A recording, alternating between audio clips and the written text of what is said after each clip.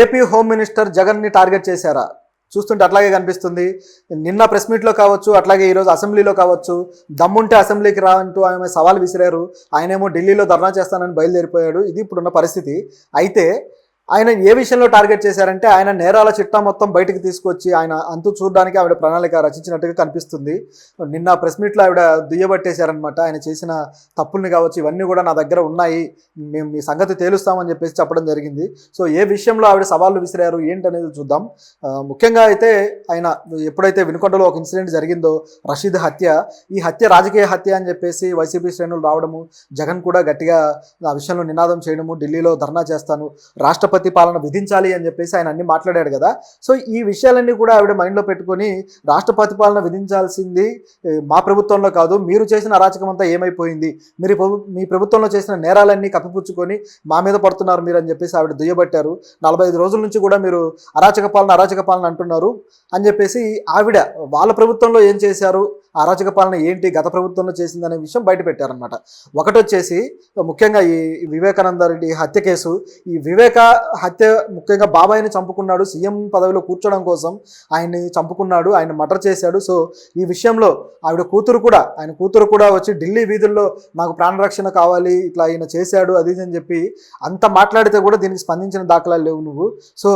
నువ్వు హత్యలు చేయించి నువ్వు ఈ విధంగా మాట్లాడుతున్నావు అని చెప్పేసి ఆయన్ని దులిపేశారనమాట. దాంతోపాటు ఆయన పక్కన ఉండే ఆయన రైట్ హ్యాండ్ లాంటి అవినాష్ మీద కూడా అంటే అతను హత్య చేసి ఉండడు అని చెప్పేసి మీరు వ్యాఖ్యానించారు. సో హత్య చేసి ఉండడు అని ఆల్రెడీ కోర్టులో కేసు ఉండగా, ఆల్రెడీ విచారణ జరుగుతుండగా, విచారణలో ఉన్న ఒక నిందితుడిని గురించి మీరు ఆ విధంగా ఎలా స్టేట్మెంట్లు ఇస్తారు అని చెప్పేసి ఆవిడ చెప్పడం జరిగింది. సో దీంతోపాటు ఇంకా మరిన్ని విషయాలు చెప్తూ ఉంటే అసలు ఎంత ఘోరమైన పరిస్థితి అంటే, గత ప్రభుత్వం మొత్తాన్ని కూడా ఒక రకంగా ఏకిపారేశారు. అయితే ఈ ప్రభుత్వంలో కూడా కొన్ని రాజకీయ కక్షలతోటి జరుగుతూ వచ్చాయి, కొన్ని కేసులు కావచ్చు, ఇవన్నీ కూడా. అయితే ఒకరినొకరు చేసుకుంటుంది కాబట్టి అసలు వాళ్ళు ఏం చేశారు, వీళ్ళు ఏం చేశారు అనేది ప్రజలు కూడా గత కొద్ది రోజుల్లో చూస్తూనే ఉన్నారు. అయితే ఈవిడ బయటపెట్టిన విషయాలు ఏంటంటే, ప్రూఫ్స్తో సహా ఆయన ఎలాగైనా అరెస్ట్ చేయించాలి జగన్ని, అలా ఎలాగైనా సరే ఆయన కటకటాల్లోకి పంపించాలి అన్నట్లుగా మాట్లాడడం జరిగింది. సో మరి ఆవిడ దగ్గర ఉన్న ప్రూఫ్లు కూడా ముఖ్యంగా గతంలో అయితే చంద్రబాబు గారి ఇంటి మీద దాడి చేయించారు, అట్లాగే చంద్రబాబు గారు అమరావతికి వస్తుంటే అమరావతికి రానివ్వకుండా రాళ్ల దాడులు చేయించారు, వీటిని మేము అరాచక పాలన అని ఎప్పుడన్నా అన్నామా అని చెప్పేసి ఆవిడ అడిగారనమాట.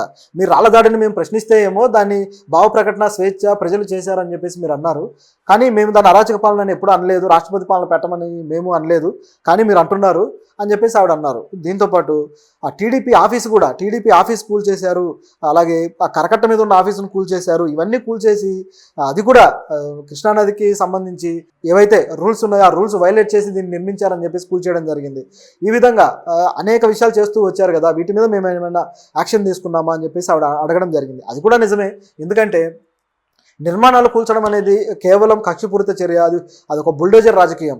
ఎక్కడో యూపీలోనో బీహార్లోనో జరుగుతున్న రాజకీయం ఇక్కడ దాకా వచ్చినట్టు కనిపిస్తుంది అనమాట. గతంలో కూడా దీని మీద చాలా విమర్శలు వచ్చాయి, కానీ జగన్ వెనక్కి తగ్గలేదు, ఆయన మొండి పట్టుదలతోనే ఉన్నాడు.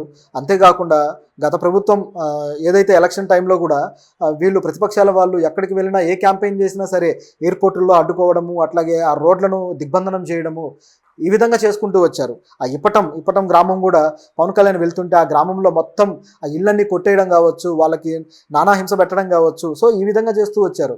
ఇవన్నీ కూడా ఆవిడ ప్రశ్నించడం జరిగింది. సో ఆవిడ ప్రశ్నలు కూడా తప్పేం లేదు, ఎందుకంటే ఆవిడ కరెక్ట్గానే అడిగారు. ఇవన్నీ కూడా కోర్టులో ఉన్న కేసులు, ఆయన అవినీతి కేసు కావచ్చు, అలాగే అవినాష్ రెడ్డి కేసు కావచ్చు, ఈ వివేక హత్య కేసు కావచ్చు, ఇవన్నీ కూడా. దాంతోపాటు పిన్నెల్లిని కలిసి వచ్చాడు ఆయన. పిన్నెల్లి ఆల్రెడీ మాచర్లో అంత పెద్ద వివాదం సృష్టించి ఆయన ఈవీఎంను పగలగొట్టి ప్రజాస్వామ్యానికే మాయని మచ్చలాన్ని సంఘటన చేశాడు. అక్కడ వందల మంది ఒకరితో ఒకరు గొడవలు పడి కొట్టుకొని ఈ విధంగా జరుగుతూ వచ్చింది. సో దీంట్లో ఎంతోమంది యువకులు కేసులు పాలయ్యారు. ఆయన్ని వెళ్ళి కలవడం ద్వారా, ఆయనకు సంఘీభావం తెలపడం ద్వారా ఇలాంటి ఒక అరాచకపు రాజకీయ వ్యవస్థకు మద్దతు తెలిపినట్టు అయింది కదా. సో ఈ విషయాన్ని కూడా ఆమె క్వశ్చన్ చేయడం జరిగింది. సో ఈ విధంగా వాళ్ళ నాయకులు చేసిన తప్పులు, అలాగే జగన్ చేసిన తప్పులను ఆవిడ ఎండగట్టారు. సో ఇప్పుడు జగన్ మళ్ళీ ఢిల్లీ వెళ్ళి ధర్నా చేస్తా అంటున్నాడు, నేను కూడా ఢిల్లీ వస్తాను, చూసుకుందాం, ఎవరిది అరాచక పాలన నిరూపిద్దామని చెప్పేసి ఆవిడ సవాల్ విసిరారు. అలాగే గతంలో రఘురామకృష్ణంరాజు మీద పెట్టిన కేసు విషయంలో కూడా ఆయన్ని కేసు పెట్టి జైలు పాలు చేసి ఆయన్ని ఒక రకంగా ఎంతో థర్డ్ డిగ్రీ చూపించి హత్యాయత్నం చేయబోయారు, ఆయన చంపించబోయారు. సో ఒక ప్రజా నాయకుడిని, అప్పటికే సిట్టింగ్ ఎంపీ అలాంటి వ్యక్తిని మీరు మీ పోలీసు బలగంతో, మీ పోలీసు జులంతో ఈ విధంగా ప్రవర్తించారు. సో దీనికి కేసు కూడా ఇప్పుడు ఆయన ఆల్రెడీ కేసు వేశాడు. రఘురామకృష్ణంరాజు జగన్ని తన హత్యాయత్నం చేశాడు అని చెప్పేసి అందులో మాజీ సిబిఐ డైరెక్టర్ని అలాగే జగన్ని కేసులో ఇరికించడం జరిగింది. సో జగన్ A3గా ఉన్నాడు ఆ కేసులో. సో ఈ విధంగా నాయకుల్ని కూడా హింసించారు మీరు, మరి ఇక్కడ యాక్షన్ తీసుకోవద్దా అని చెప్పేసి ఆవిడ అడగటం జరిగింది. సో ఈ విధంగా 1 కాదు 2 కాదు, అట్లాగే దాదాపు 36 మంది ఈ రాజకీయ హత్యలకు బలయ్యారు ఈ ప్రభుత్వం వచ్చిన తర్వాత అని జగన్ ఆరోపించాడు. అయితే ఈ 36 హత్యలకు సంబంధించి వివరాలు ఉంటే ఇవ్వు, నేను చూస్తాను, అవి నిజంగా రాజకీయ హత్యలా లేకపోతే వ్యక్తిగతాలా అని చెప్పి చూస్తానని చెప్పేసి ఆవిడ సవాలు విసిరారు. నిజానికి వినుకొండ జరిగింది కూడా వ్యక్తిగత కక్షలతో జరిగింది అనేది క్లియర్గా కనిపిస్తూ ఉంది. ఆ వాదనలన్నీ వచ్చిన తర్వాత అందరికీ అర్థమైపోయింది. వీళ్ళిద్దరూ గ్యాంగ్స్టర్ దగ్గర ఉండటం కావచ్చు, వ్యక్తిగత కక్షలతో వాళ్ళు అంతకుముందే దాడులు చేసుకోవడం కావచ్చు, ఇదంతా కూడా ఆల్రెడీ తెలిసిందే అందరికీ. అయితే ఇట్లా ఈ 36కి సంబంధించి కూడా ఆయన దగ్గర క్లారిటీ లేదు. ఒకసారి 31 అంటాడు, ఇంకోసారి 36 అంటాడు, వెనకుండి ఎవరన్నా అందిస్తే తప్ప చెప్పలేడు అని చెప్పేసి ఆయన ఎద్దేవా చేశారు. సో ఈ విధంగా ప్రెస్ మీట్లో ఒక రకంగా ఫైర్ అయిపోయారనమాట. సో మరి దీనికి ఇంతవరకు వైసీపీ నుంచి అయితే సరైన రిప్లై రాలేదు. ఈరోజు వైసీపీ నుంచి మరి అసెంబ్లీ సమావేశాలు కూడా జరుగుతూ ఉన్నాయి. ఈ సమావేశాల్లో వైసీపీ నుంచి ఒక క్యాడర్ కానీ ఎవరైనా స్పోక్ పర్సన్ కానీ ఎవరు మాట్లాడడానికి కూడా ఎవరు అక్కడ కనిపించడం లేదు. సో ఎందుకు ఇట్లా జరిగింది అనేది ఆలోచించాలి. ఎందుకంటే ప్రభుత్వం ఇంత బలంగా ఉన్నప్పుడు, ఇంత స్ట్రాంగ్గా వాళ్ళ స్టాండ్ చూపిస్తున్నప్పుడు అసెంబ్లీలో లేకుండా నేను ఢిల్లీ పోతాను, ఢిల్లీలో కూర్చుంటానని చెప్పేసి ఆయన అన్నాడనమాట. సో అనిత గారు ఈ విషయాన్ని కూడా క్వశ్చన్ చేశారు.